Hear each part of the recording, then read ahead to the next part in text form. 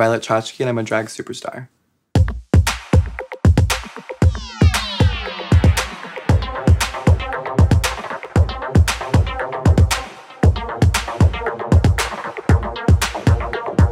So I've always kind of been playing with androgyny and makeup and admiring beautiful women's clothing. I went to Catholic school my whole life, so there were like really strict gender-specific rules that you had to abide by. I would always constantly be getting in trouble. So I think it kind of made me start to question things. Like I would be like, well, why?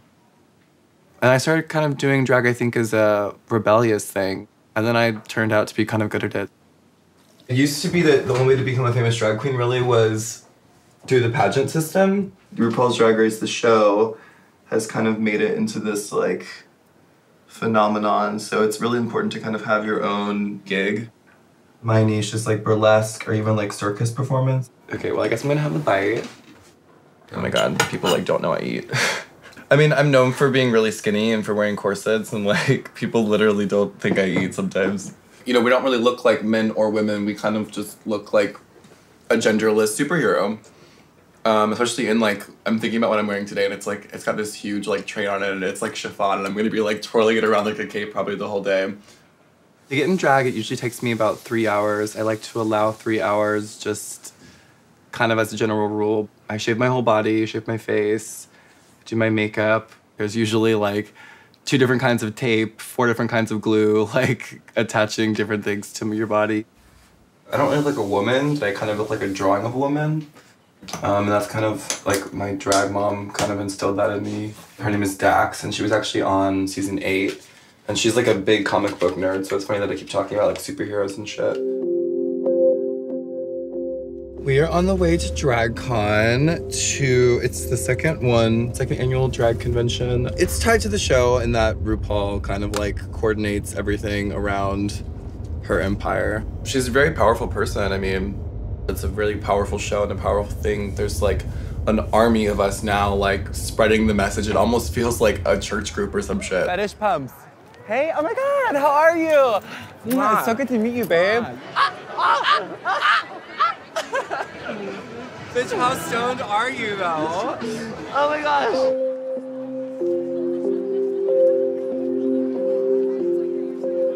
I don't really think that I had an option to hide who I was.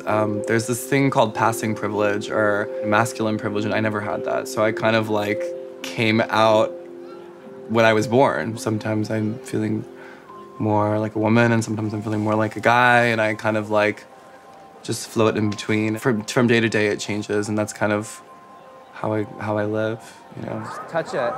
Touch it. Touch it. Touch my waist. Impossibly thin waist. Touch it.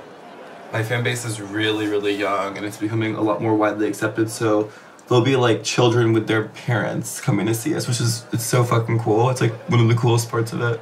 Yeah, I can't go to the clubs yet because I'm not 18, so I'm excited to turn 18. I was raised to be racist. I was raised not to like gay people. That's not me. And I did not want that for him. I wanted him to be all around, open to anything and anybody. I loved Violet in season 7. I think dating is really hard when you're a drag queen. There's times like that when I'm like, ugh, God, this is so gross. There's so much like misogyny within the gay community and people don't even talk about it. The main thing I think is you have to be smart.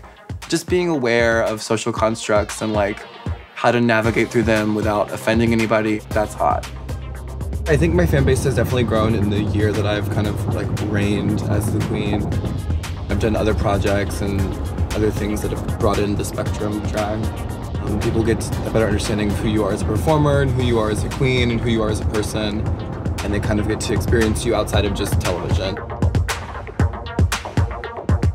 You have a bunch of white hair. Damn! Yummy! Growing up in Berlin, the people that I came up with here, I built really actual intimate relationships with.